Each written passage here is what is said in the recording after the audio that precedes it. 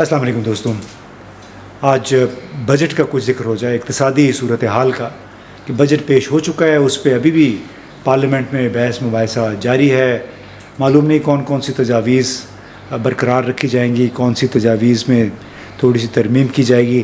لیکن ایک حقیقت ہے کہ گیس اور بجلی کی قیمتوں میں مسلسل اضافہ ہو رہا ہے، تو اس کی وجہ سے عام لوگوں کی زندگی، جن کی کوئی توقع تھی کہ شاید حالات بہتر ہوں، کہ 20-25% تنخواہوں میں اضافہ ہوا ہے، اس سے کوئی فرق پڑے گا، آف سیٹ ہو جائے گی مہنگائی، لیکن وہ نہیں ہو سکا کیونکہ ساتھ ہی بجلی اور گیس کی قیمتیں بڑھا دی گئی ہیں، پیٹرولیم لیوی میں بھی اضافہ کر دیا گیا. تو بنیادی طور پہ جو اس ملک کے عوام کی غالب اکثریت ہے، اس کے لیے مشکلات کم ہونے کی بجائے مزید بڑھی ہیں. اسی موضوع پہ آج ہم نے جاوید حسن صاحب کو دعوت دی ہے اس نشست میں. السلام علیکم، بہت بہت شکریہ، آپ نے وقت نکالا اس نشست کے لیے. تو آپ ان لوگوں میں سے ہیں کیونکہ اقتصادی امور کو بہت کلوزلی آپ مانیٹر کرتے ہیں.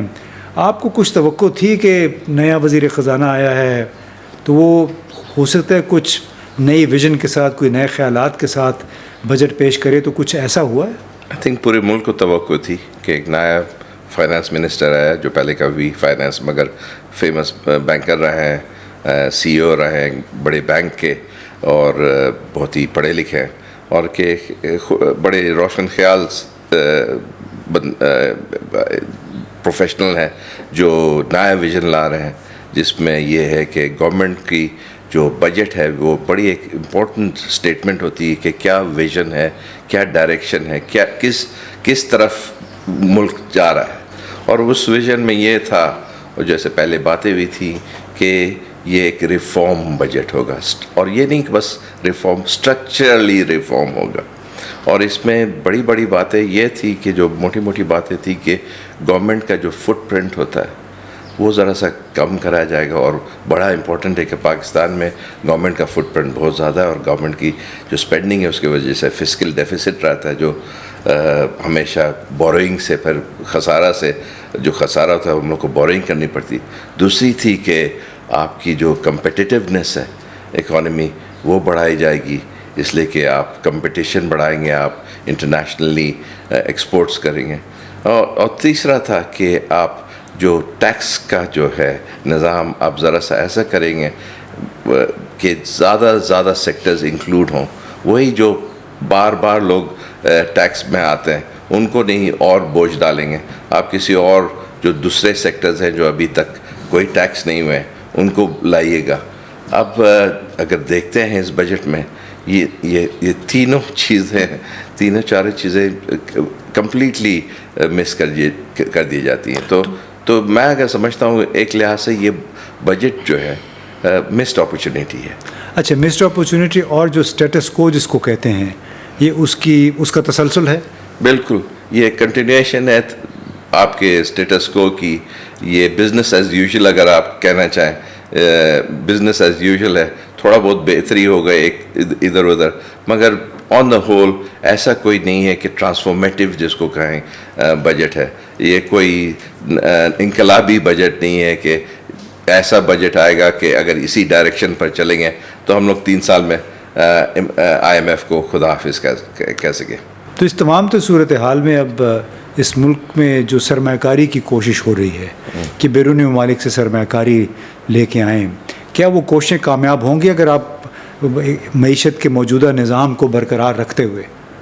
دیکھیں، یہ ہم لوگ کافی اس کے بارے میں کہا جاتا ہے کہ بہت بڑی انویسٹمنٹس آ رہی ہیں. اگر آپ دیکھیں 1 سال پہلے جب ISIFC سیٹ اپ ہوا تھا کہ بات ہو رہی تھی 100 بلین کی، وہ کم ہو کے 50 بلین ہو گیا، پھر 25 بلین ہو گیا، پھر امید رہی کہ ایٹ لیسٹ 5-10 بلین آ جائے گا.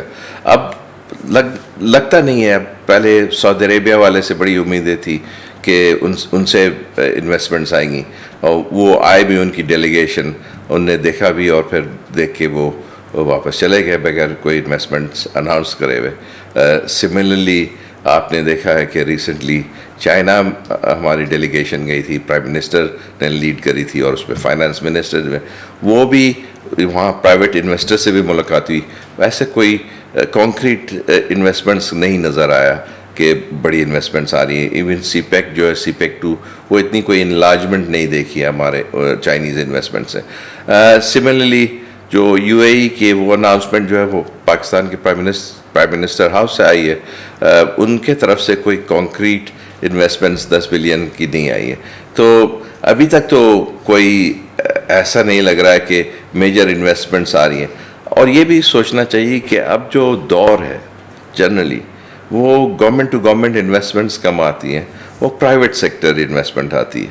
اور پرائیویٹ سیکٹر انویسٹمنٹ اسی وقت آتی ہے جو میں نے کہا تھا آپ کی اکانومی کمپٹیٹیو ہو, آپ کی جو نیچرل اٹریکٹیونیس ہو, جہاں لوگ آئیں یہاں سرمایہ کاری کریں, یہاں پروڈکٹس بنائیں اور باہر بیچیں, یہاں بھی بیچیں, مگر آپ کی اکانومی میں ایفیشنسی ہو.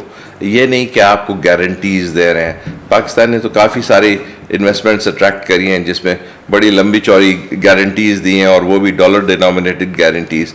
نہ پاکستان وہ افورڈ کر سکتا ہے, اور گیون ہم لوگ کی ری پیمنٹس کی حال رہا ہے, آئی تھنک دوسرے بھی اب اس قسم کی گارنٹیز سے اتنے انٹرسٹڈ نہیں ہیں. لیکن آپ جو گارنٹیز کی بات کر رہے ہیں, ہم نے تو انڈیپینڈنٹ پاور پروڈیوسرز کو بھی ضمانتیں گارنٹیز دی تھیں, تو اس نے پاکستان کی معیشت کے ساتھ کیا کیا ہے؟ وہ تو بڑی مہنگی پڑی ہیں پاکستان کے لیے, اور پاکستان کے لیے اور پاکستانی عوام کے لیے جو ہے آپ دیکھتے ہیں روز ٹیرف جو ہے نا الیکٹریسٹی کی دام, وہ تو ایک بوجھ بنتی جا رہی ہے عام عوام پر. اور عام عوام پر نہیں بس بلکہ جو انڈسٹری ہے سرمایہ کاری, اس کی کمپٹیٹیونیس ریجنلی کم ہوتی جا رہی ہے اس یہ ٹیرف سٹرکچر کے. یہ ہر مہینہ سنتے ہیں 3 روپے سے 2 روپے سے. ابھی اناؤنسمنٹ ہوئی کوئی 7 روپے کے قریب, 6 روپے 72 پیسہ. تو آئی تھنک یہ جو وہ دور چلا گیا, اور آئی تھنک ریسٹرکشنز بھی ہم کو آئی ایم ایف سے کہ آپ گارنٹیز نہیں دے سکتے. تو آئی تھنک وہ ٹائم چلا گیا. اور میں کہہ رہا ہوں اب جو آئیں گی انویسٹمنٹس وہ پرائیویٹ سیکٹر انویسٹمنٹس آئیں گی, اور وہ اگر آئیں گی تو وہ دیکھیں گے کہ آپ کی کتنی کمپٹیٹیو اکانومی ہے. وہ اب وہ دیکھتے ہیں کہ اگر ویتنام میں جاتے ہیں اور وہاں آرام سے امپورٹ کر سکتے ہیں اور پھر وہی چیز پہ ویلیو ایڈ کر کے بیچ سکتے ہیں, تو ویتنام کیوں نہیں جائیں گے؟ وہاں جو ان کی لیبر فورس بھی ہے وہ بھی بڑی ایفیشینٹ ہے, ان کی جو انفراسٹرکچر ہے وہ بھی بڑی اچھی ہے.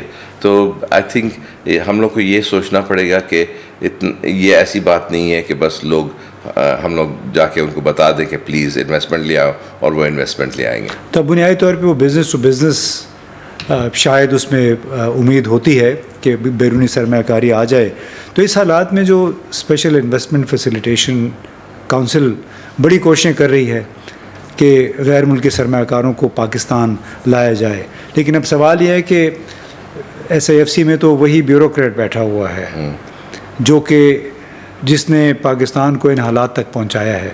تو وہ پرائیویٹ سیکٹر والے جب آ کے ایس آئی ایف سی میں بیٹھے ہوئے بیوروکریٹ سے بات کریں گے تو انہیں کیا امید ملے گی؟ کیا انہیں یہ امید ملے گی کہ یہاں پہ رول آف لا ہوگا, یہاں پہ ان کے جو معاہدے ہیں انہیں کوئی لیول پلینگ فیلڈ ملے گا, معاہدوں کا احترام ہوگا؟ دیکھیں ایس آئی ایف سی بہت امید کے ساتھ بنی تھی, اور امپریشن یہ تھا کہ بہت پیسے آئیں گے اور بہت انویسٹمنٹس آئیں گے اس کے لیے. ابھی تک تو اتنی کوئی پازیٹیو انویسٹمنٹس نہیں آئی ہیں. امید کرتے ہیں کہ آ جائیں گی, مگر بات آپ نے جیسے کہا کہ بیسکلی ایک اور لیئر ہے گورنمنٹ کا یہ, اور جہاں اتنے گورنمنٹ کے لیئرز رہے ہیں کیوں سمجھتے ہیں کہ ہم ایک اور لیئر جو ہے وہ زیادہ سکسیزفل ہو جائے گا؟ ہم تو چاہتے ہیں کہ گورنمنٹ کی انوالومنٹ کم ہو. یہ تو ہم لوگ گورنمنٹ کی انوالومنٹ بڑھا رہے ہیں انویسٹمنٹ میں. تو مجھے اتنا کلیئرٹی نہیں ہے اس کی کیا ویژن ہے. یہ ہم لوگ اتنا ڈپینڈنٹ کیوں ہیں کہ ایک سٹرکچر کے وجہ سے اتنی انویسٹمنٹس آ جائیں گی؟ انویسٹمنٹس اس لیے آئیں گی کہ آپ ایک economy as a whole productivity آپ کی بڑھ رہی ہے, آپ کی کمپٹیٹیونیس بڑھ رہی ہے, آپ کے ریجنل کنیکٹیوٹی ہے, آپ ٹریڈ آرگنائزیشنز میں اور ٹریڈ باڈیز میں آپ کی ایک کنیکشنز ہیں. آپ نہ گلف جی سی سی میں آپ کی ممبرشپ ہے, نہ آپ آر سیپ میں ممبرشپ ہے, نہ ASEAN میں. آج کل تو ٹریڈ بلاکس میں ہوتی تو اس کے وجہ سے کنٹریکچوئل obbligations بڑی آسان ہو جاتی. تو ہم لوگ کو سوچنا چاہیے کہ ہم لوگ کو سمپلی اور گورنمنٹ اسٹرکچرز بنا کے انویسٹمنٹس نہیں آ جائیں گی, اسپیشلی اگر ہم لوگ بزنس ٹو بزنس انویسٹمنٹس دیکھ رہے ہیں. ہاں جی, بڑی زبردست بات کی. میں اسی پوائنٹ پہ آ رہا تھا کہ ایف بی آر, بجلی کے نرخ, گیس کی بہت زیادہ قیمتیں ہیں, وہاں بھی گردشی قرضہ چل رہا ہے. L N G, L P G کے جو ٹرمینلز ہم نے بنائے, 95% تک ہم کیپیسٹی پیمنٹس دیتے ہیں, پتہ کتنے ارب ڈالر اب تک دے چکے ہیں قرضے. پھر خاص طور پہ ایف بی آر جو ہے کہ جو ہمارا جو اسٹرکچر ہے کہ ہر بندہ ایف بی آر سے ڈرتا ہے, تو یہ ہو گئے ہمارے انٹرنل فیکٹرز, یعنی داخلی طور پہ وہ عوامل ہیں جس کی وجہ سے بیرونی سرمایہ کار یہاں نہیں آتا. بیرونی سرمایہ کاری پہ اب بیرونی عوامل جس کو آپ ایکسٹرنل فیکٹرز کہتے ہیں, وہ کون سے ہیں جو کہ براہ راست متاثر کر سکتے ہیں ایس آئی ایف سی کی تمام کوششوں کو؟ اچھا دیکھیں, اس میں ضرور پاکستان میں ایک فیکٹر ہے جیو پولیٹیکل رینٹس, جس کو کہتے ہیں آپ کی جیو اسٹریٹجک امپورٹنس ہے, اس کے وجہ سے پیسے آتے ہیں, انویسٹمنٹ آتی. وہ شاید کم بزنس ٹو بزنس ہو, وہ زیادہ گورنمنٹ ٹو گورنمنٹ انویسٹمنٹ آتی. اور پاکستان کی 1980s میں, 1990s اور 2000 میں وار اینڈ ٹیرر کے زمانے میں تو بہت زیادہ امپورٹنس تھی, اور اس کی وجہ سے ہم لوگ کو جس کو کہتے ہیں جیو پولیٹیکل رینٹس ملے. مگر اور امید تھی آئی تھنک سرٹن سیکشنز میں کہ سعودی عربیہ کے کچھ ان کے جو اسٹرکچرز ہیں اور ان کے جو انٹرنیشنل ریلیشنز ہیں, اس میں شاید پاکستان کچھ جیو پولیٹیکل رینٹس ایکسٹریکٹ کرتا ہے. اگر ان کو ایک سیکورٹی امبریلا ملتا ہے امریکہ سے, اس میں ریلیشن شپس اسرائیل سے بہتر ہوتی اور پاکستان اس کا حصہ ہوتا, تو شاید پاکستان کو سعودی عربیہ اٹریکٹ کرنے کے لیے اس اوور آل اسٹرکچر میں شاید یہ تھا کہ کچھ جیو پولیٹیکل رینٹس پاکستان کو ملے. اب ایسا نہیں لگتا ہے. ابھی ریسنٹ اسٹیٹمنٹس دیکھیں سعودی عربیہ سے, وہ اتنے کین نہیں لگتے ہیں اسرائیل سے ریلیشن شپس ابھی کرنے میں, اسپیشلی جو غازہ میں ہو رہا ہے. تو آئی تھنک وہ جو پاسبلٹی جیو پولیٹیکل رینٹس کی وہ کم ہو گئی ہیں. اور سملرلی جو جیو پولیٹیکل رینٹس ایک لحاظ سے سمجھیں ہم لوگ کی بڑی اچھی اور اسٹرانگ ریلیشن شپ ہے چائنا سے, مگر آئی تھنک وہ ضرور ہم لوگ کی کنٹینیو کرتی ہے ریلیشن شپ, مگر وہ جو کیا کہیں قربت ہوتی تھی وہ شاید ذرا سا اس میں کمی آ گئی ہے. وہ جو اسٹرانگ بانڈ تھا جو higher than the mountains and deeper than the seas, وہ ضرور قائم ہے, مگر وہ اتنی اس پر انویسٹ نہیں کرنا چاہ رہے ہیں, نہیں لگتا ہے. اب یہ دیکھتے ہیں کہ یہ کیسے پروسیڈ کرتا ہے, مگر جو ابھی ریسنٹلی ٹرپ ہوا تھا اس سے ہی نہیں لگا کہ ہم لوگ کے جو ڈیمانڈس تھے, ہم ریکویسٹ تھے رادہ, وہ اس میں سے کوئی بھی پورے ہوئے. چلیں, بہت بہت شکریہ جناب. آپ نے سنی جیو پولیٹیکل رینٹس کی بات کر رہے تھے جاوید صاحب, تو اس کا مطلب یہ ہوتا ہے کہ بین الاقوامی سطح پہ اگر کوئی منصوبہ چل رہا ہے جیسے یوکرین ہے یا اسرائیل کا ہے, تو اس میں اگر پاکستان یا پاکستان جیسے کوئی بھی ملک کسی ایک ملک کے ساتھ شامل ہو جاتا ہے, بڑے ملک کے ساتھ جیسے امریکہ ہے, تو اس کے بدلے اس کو کچھ نہ کچھ مل جاتا ہے. جیسے وار اینڈ ٹیرر, دہشت گردی کے خلاف جنگ تھی, یا پھر سوویت یونین کے خلاف جو جہاد تھا, پاکستان اس میں شامل ہوا تو اس کے بدلے کچھ نہ کچھ مل گیا. لیکن جاوید صاحب کا یہ کہنا ہے کہ اب وہ زمانہ لگ چکا ہے, اب آپ کو اگر کچھ ملے گا بھی تو وہ بزنس ٹو بزنس ملے گا. بہت مشکل ہے, اللہ کرے کہ حکومت جو کوششیں کر رہی وہ کامیاب ہوں, لیکن اس کے لیے بڑا ضروری ہوگا کہ پاکستان کے منصوبہ ساز, فیصلہ ساز اپنی خواہشات اور منصوبوں کو زمینی حقائق, بین الاقوامی کاروبار کے جو تقاضے ہیں ان کے ساتھ ہم آہنگ کریں, تو تبھی وہ کچھ ایسی فضا پیدا کر سکیں گے جس سے غیر ملکی سرمایہ کار خود کو محفوظ سمجھیں پاکستان میں, اور یہاں کہ وہ اپنا پیسہ لگائیں. بہت بہت شکریہ.